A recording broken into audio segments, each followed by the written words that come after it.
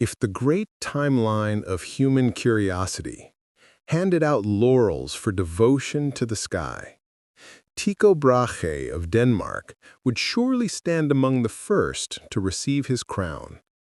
But imagine him not merely as the eccentric noble with a golden nose and a retinue of scholars. Instead, let your mind drift to the quiet heart of his island observatory, Uraniborg, a sanctuary built not only for astronomy, but for tranquility, focus, and equilibrium of the senses. It stood on the island of Hveen like a celestial monastery. When lanterns glowed through stained glass at dusk, their amber light fell against rows of armillary spheres and towering quadrants, each carved with such care they seemed more like sacred relics than instruments of science. The air itself often carried the essence of calming herbs, juniper, lavender, lemon balm, burned by his assistants to keep minds awake yet restful. These scents, rising gently through the chambers, were believed to sharpen attention and soothe anxieties, allowing observers to maintain long nights of watchfulness without strain. Think of Tycho stepping into the courtyard at twilight.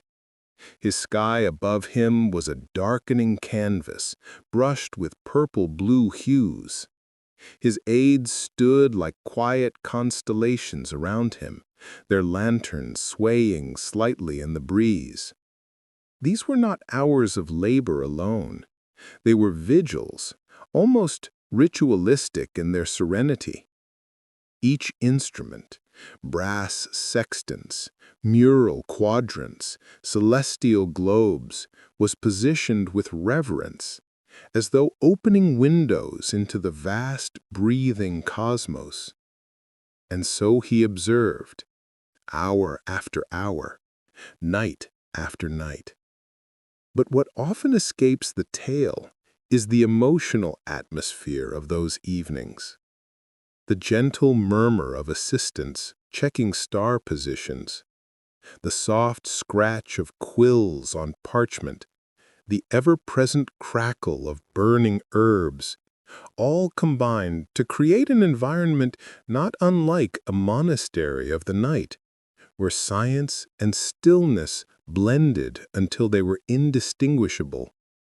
Tycho often meditated between observations. Accounts from visitors describe him staring at a single point of light for long, unbroken minutes, his expression softening, as though unraveling some quiet truth meant only for him.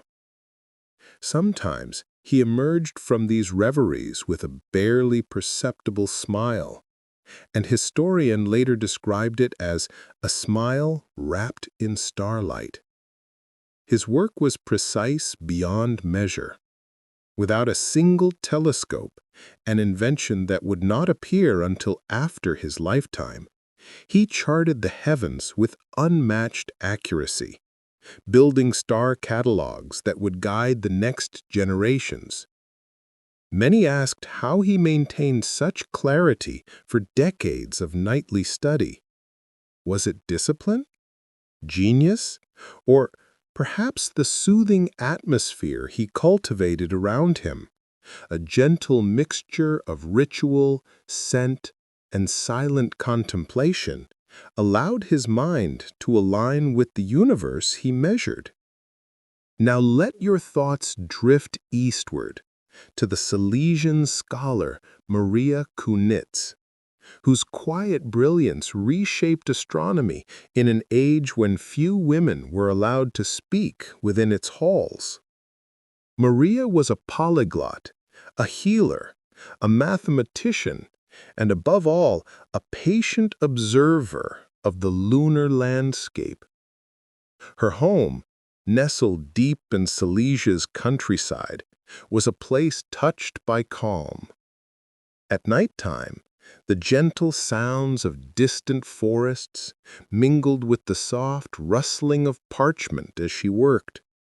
Her quill moved slowly, rhythmically, almost meditatively across the pages of what would become Urania Propetia, her expanded, simplified reworking of Kepler's tables. Her routine was steady and soothing, the kind of ritual that settles naturally into the body.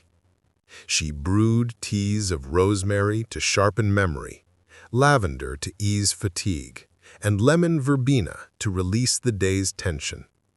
You could imagine the steam rising, lit softly by candle flame, curling like a miniature galaxy drifting upward. She sat by her window, moonlight spilling over her manuscripts. Sometimes she paused, simply watching the moon's luminous contours. Scholars have since remarked on how her lunar maps seemed to hold a softness rarely seen in scientific diagrams. Notations written like whispers, lines curved with tenderness, as though she understood the moon not only as an object of study, but as a companion in the long hours of the night. Her work quietly challenged norms of her era. She made Kepler's complex tables accessible to more readers, smoothing the barriers between scholarly elites and those who longed simply to understand the sky. Her revisions were not merely technical, they were acts of generosity, acts of opening the cosmos to others. In this way, Maria Cunitz's contribution was as gentle as her nighttime rituals, yet as enduring as the moon itself. Let your mind now drift north into the cool air of the Baltic, where Nicholas Copernicus contemplated the order of the heavens from his quiet cannon's residence. Most imagine Copernicus as a dramatic revolutionary, but in truth, he was deeply calm, almost shy. His heliocentric model did not burst forth in fire, it arrived slowly, tenderly, like sunrise. His evenings were filled with patient thought. He brewed simple teas, valerian to steady the mind, chamomile to soften tension, and sat beside wooden astrolabes and parchment charts. The warm glow of oil lamps flickered across the curves of the zodiac circles he drew, making them look as if they were rotating gently under the flame. He observed the wandering planets with a quiet determination, not to challenge the world, but to understand it. When doubts pressed upon him, he reportedly paused to breathe, to sip his calming tea, to steady the tremor of uncertainty that comes to all thinkers on the edge of discovery. In these moments of rest, clarity often returned. It was in such tranquil hours that the idea took firm root. The sun, not the earth, anchored the dance of planets. How serene it must have felt after years of hesitation to finally see the universe rearrange itself in gentle order. Next among these keepers of the night comes Edmond Halley, whose keen mind traced the paths of comets across centuries. Halley's evenings at the Royal Observatory carried the earthy scent of pipe tobacco mixed with calming herbs like hop flowers and hyssop. His assistants noted that he preferred the blend during long nights of calculation, claiming it steadied both hand and concentration. Imagine him standing at a window, watching the sky for the faint return of the comet that would one day bear his name. He drew its projected path with deliberate strokes, each line a quiet promise to the future. The comet will return, and when it does, humanity will witness the accuracy of the cosmos. His friendship with Newton was equally calming, a meeting of minds that often took place under the gentle glow of lamplight, their voices low as they exchanged ideas. Theirs was not a loud collaboration, but a quiet, intellectual harmony, as soothing as the night sky they studied. And so the story continues with Caroline Herschel, whose extraordinary patience brought dozens of nebulae and 8 comets into the historical record. But her story, and many more, await you in the next part. Let your thoughts now drift north into the cool, dew-kissed nights of late 18th century England, where Caroline Herschel began her patient ascent into the tapestry of astronomy. Before she became the first woman to be paid for scientific work, before royalty honored her achievements, Caroline lived inside a rhythm shaped by both discipline and gentle ritual. The Herschel household in Bath was a place alive with music, mathematics, and the faint metallic scent of grinding telescope mirrors. William Herschel, her brother, shaped the great instruments of their era with tireless devotion, and Caroline assisted him with a precision born from deep affection and a mind sharpened by practice. Yet at night, when observations began, the quiet belonged to her. Picture Caroline stepping out into the crisp night air, wrapped in warm shawls against the chill. A small lantern glowed beside her, its light falling softly across the polished tubes of William's telescopes. Before beginning her long vigils, she often sipped warm milk blended with honey and crushed herbs, nutmeg for warmth, sage for alertness, chamomile for calm. These simple mixtures steadied her body for the hours ahead. The Bath sky was often clear, revealing a spread of shimmering frost across the heavens. Caroline moved in slow, careful steps, adjusting the telescope, scanning the star-filled fields, recording each faint glimmer. Her handwriting flowed neatly across observation logs, pages that would one day carry the quiet weight of discovery. One night, in the warm hush between notes, she saw it. A faint smudge moving against the stars. A comet, her first. She watched it silently for long minutes, ensuring it was real, letting the realization settle like a gentle wave rolling onto shore. That single moment opened the path to many more discoveries, one comet, then another, until the sky itself seemed to greet her with familiar nods. Her bond with William was its own kind of constellation. Together, they mapped star clusters, nebulae, and the great spiral shapes that hinted at galaxies beyond imagining. In the stillness of their observatory, the murmurs of their collaboration sounded almost like a lullaby, two minds weaving cosmic wonders into notebooks by candlelight. Caroline Herschel's story reminds us that greatness often moves quietly, with patience, not noise. Her discoveries blossomed from nights of solitude, warm drinks, and whispered calculations, a testament to the power of gentle perseverance. Now, let your thoughts drift far back, beyond the Herschels, beyond Kepler and Copernicus, into the ancient world, where some of humanity's earliest skywatchers carved their dreams into stone and clay. Centuries before Copernicus dared to rearrange the cosmos, Aristarchus, a serene thinker from Samos, stood under the Aegean sky with nothing more than geometry, shadows, and a quiet mind trained to listen. Unlike later astronomers, whose observatories echoed with instruments, Aristarchus needed only stillness, imagination, and precise thought. Imagine him standing on a rocky slope overlooking the sea. A clay lamp flickered at his side, its olive oil releasing a soft, earthy fragrance. The breeze carried the scent of sage and salt water, rustling the low brush around him. Above, the moon shone bright, revealing its phases with comforting predictability.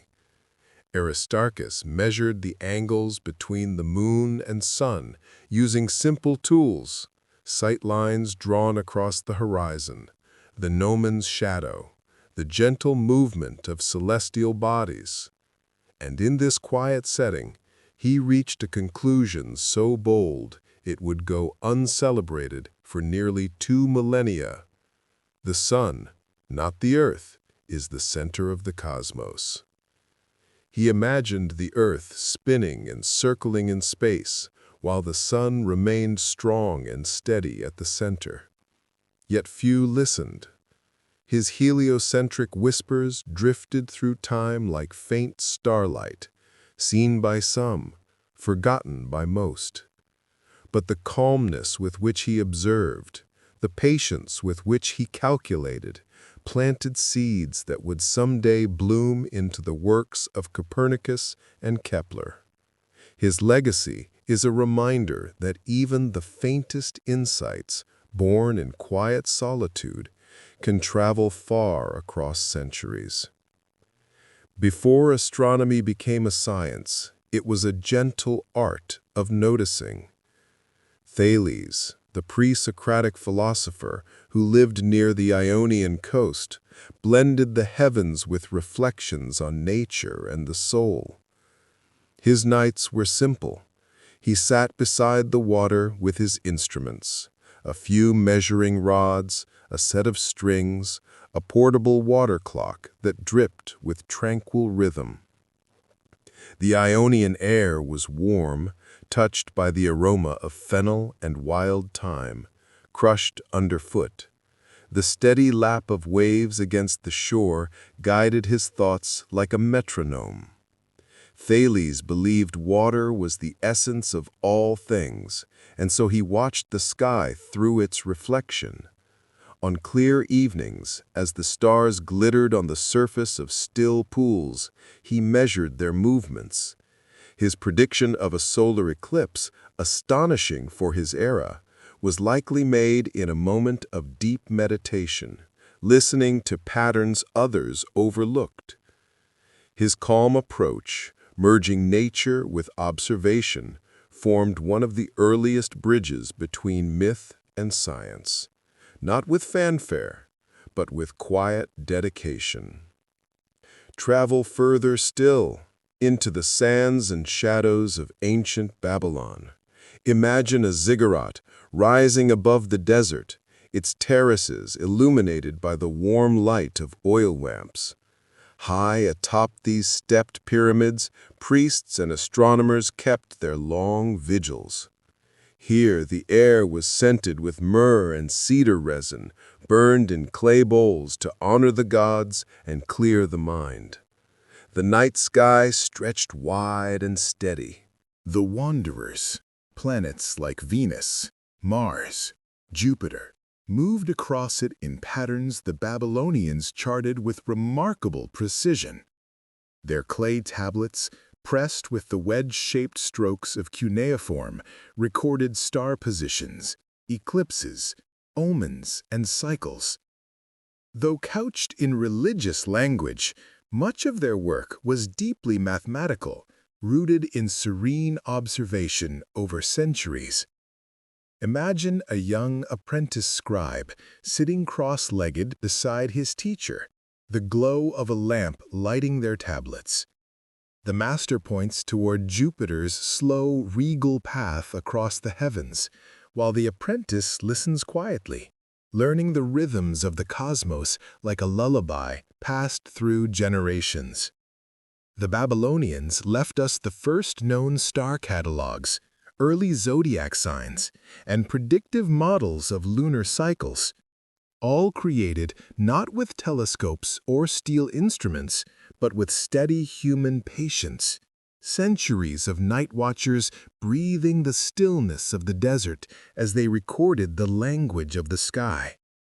And now, another era approaches on the horizon, a world of Chinese court astronomers, Indian Jyotisha scholars, and Islamic Golden Age observers who transformed night into knowledge with astonishing grace.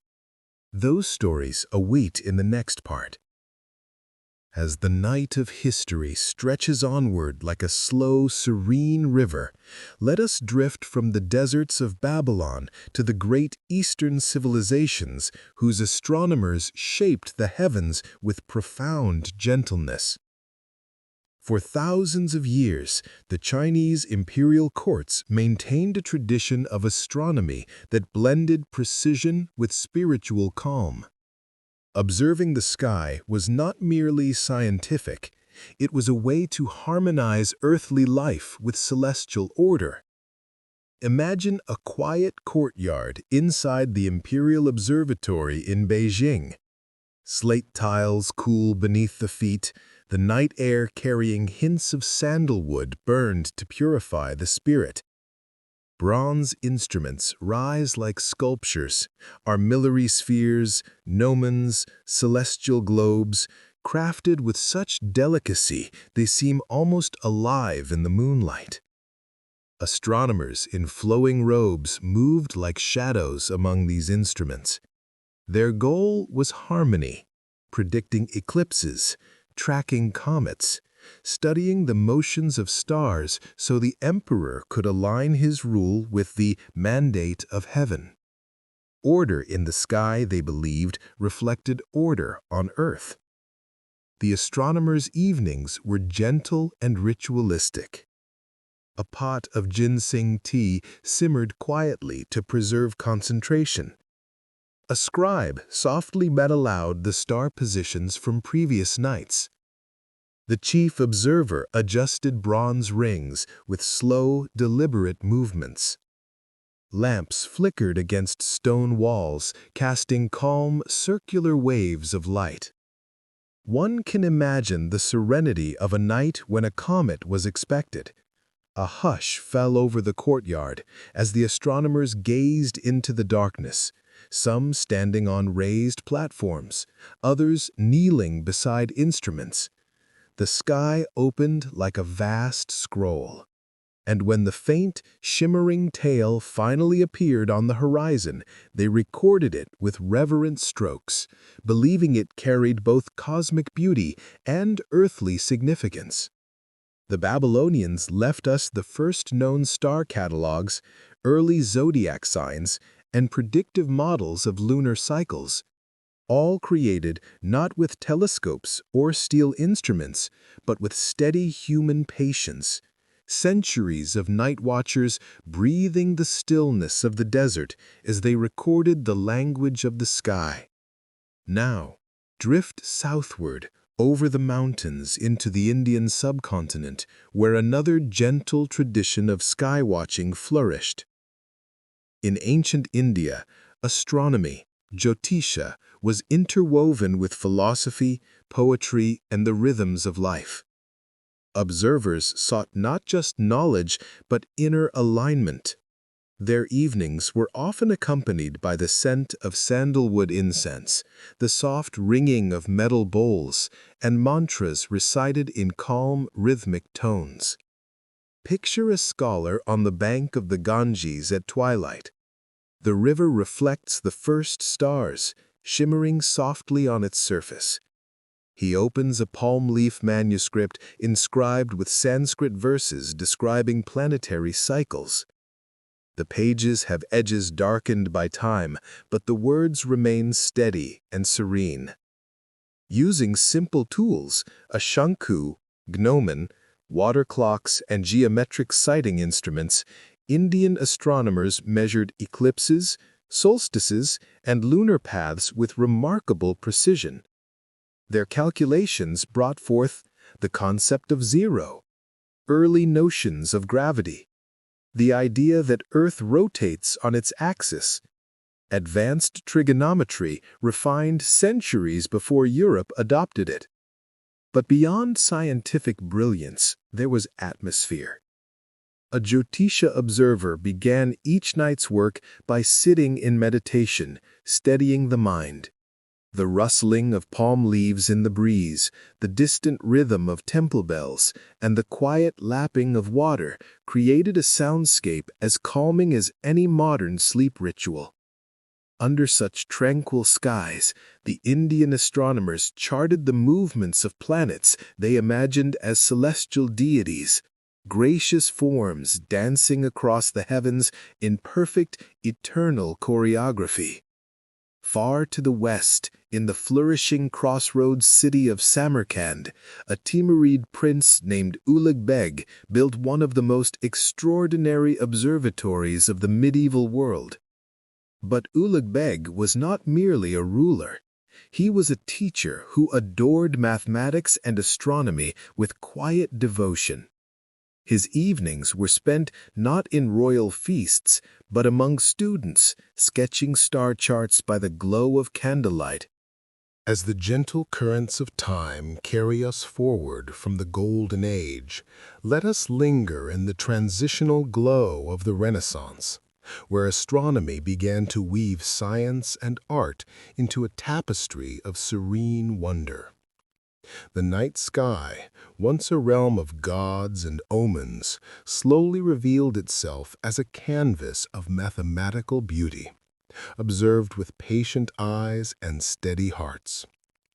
In the soft evenings of early 17th century Italy, Galileo Galilei turned his gaze upward from a modest garden in Pisa, later from the balconies of Venice. His home was a haven of quiet inquiry, filled with the faint aroma of olive wood burning in a small hearth and the subtle scent of rosemary sprigs scattered on his work table to freshen the air and clear the mind. Picture him adjusting his newly crafted telescope, a simple tube of lenses polished with care, pointing it toward the velvet sky. Before each session, he sipped a warm infusion of fennel and mint, a ritual to ease the day's burdens and sharpen his focus. The night air was cool, carrying distant echoes of canal waters lapping against stone. Through that humble instrument, the heavens unfolded in ways no one had seen before. The moon's surface, once thought smooth and ethereal, revealed craters and mountains bathed in soft shadows. Jupiter's moons danced in gentle orbits, tiny points of light circling like attendants around a king. Venus showed phases, waxing and waning in a rhythmic cycle that whispered support for Copernicus's quiet revolution. Galileo's observations were not rushed, they were meditative. He sketched what he saw with deliberate strokes, his quill moving across parchment in the glow of a single candle. Visitors described his expression during these nights as one of profound peace, as if the cosmos itself was sharing secrets meant to soothe the soul. Even amid controversy, his work retained a core of tranquility, reminding us that true discovery often arrives in moments of stillness, not storm. His letters and dialogues flowed with a poetic grace, blending science with philosophy.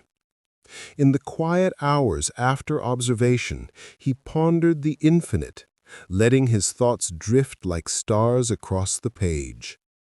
Galileo's legacy is not just the moons he named or the sunspots he traced, but the gentle invitation he extended to all. Look up, observe calmly, and let the universe reveal its harmony. Drift now to the cobblestone streets of Graz and later Prague, where Johannes Kepler pursued the music of the planets with unwearying serenity. His life was marked by personal trials, yet his astronomical work emerged from a place of deep inner calm, nurtured by faith and contemplation. Kepler's study was a sanctuary of order amid chaos. Wooden models of planetary orbits stood on shelves, bathed in the soft light of beeswax candles. The air held the comforting scent of dried apples and cloves, a blend he favored to steady his nerves during long calculations. Each evening, he began with a moment of prayer, aligning his spirit with the divine geometry he believed governed the heavens. Using Tycho Brahe's precise data, Kepler unraveled the elliptical paths of planets, a breakthrough born from years of patient computation. Imagine him at his desk, quill in hand, tracing curves that mimicked the gentle sway of a pendulum. The numbers flowed like a lullaby, revealing that Mars did not circle in perfect spheres, but in elongated ovals, harmonious in their imperfection. His Harmonices Mundi spoke of celestial music, the planets singing in ratios that echoed Pythagorean tunes. In quiet reverie, Kepler envisioned the sun as the conductor, planets as voices in a cosmic choir. This vision brought him peace, a sense that the universe was not random but beautifully orchestrated. Kepler's evenings often ended with him gazing at the stars from his window, sipping chamomile to unwind. His work bridged mysticism and mathematics, showing that profound insights flourish in environments of gentle persistence and reflective quiet. Let us now journey across oceans to the ancient jungles of Mesoamerica, where the Maya built observatories that aligned with the stars in profound symmetry. Their astronomy was a blend of ritual and precision, conducted in the hush of tropical nights.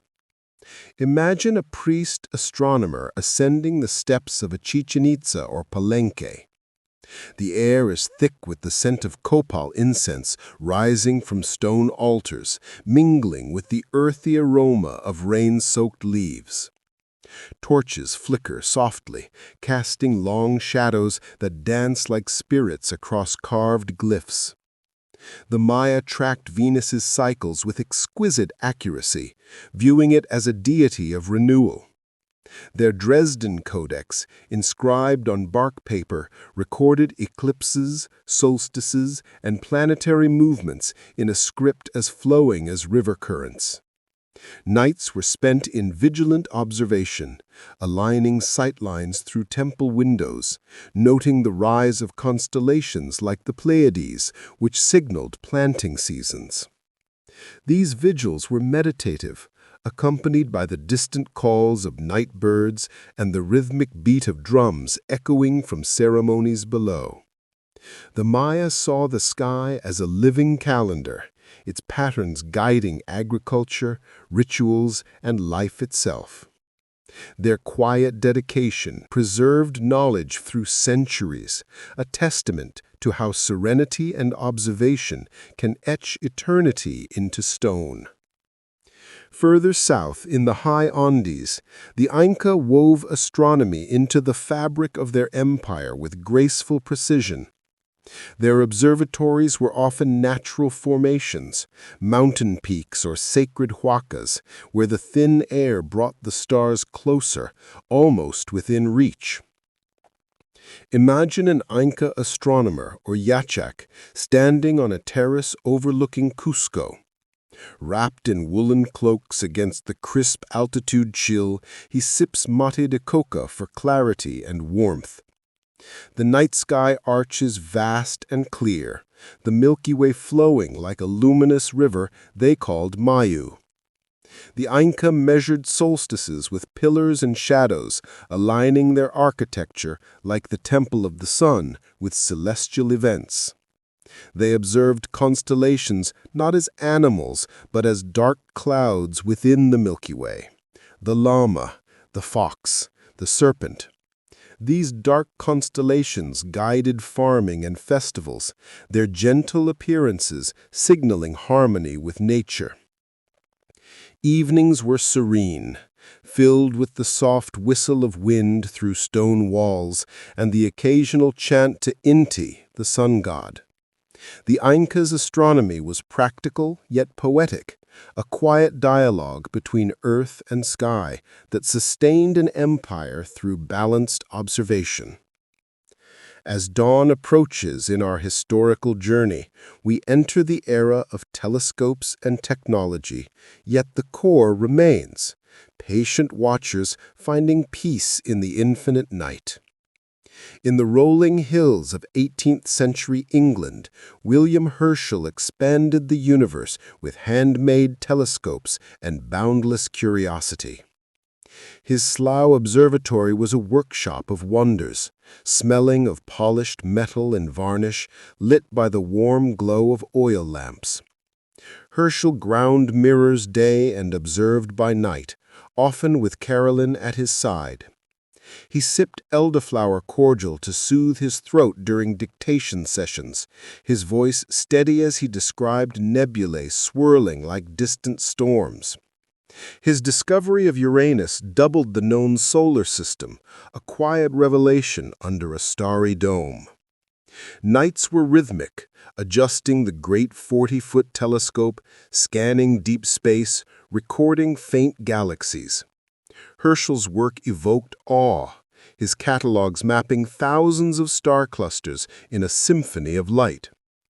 In moments of rest, he composed music, blending celestial harmony with earthly tunes. Shift now to the early 20th century Harvard Observatory, where Henrietta Leavitt worked amid stacks of photographic plates. The room hummed with quiet industry, the air scented with developing chemicals and fresh brewed tea.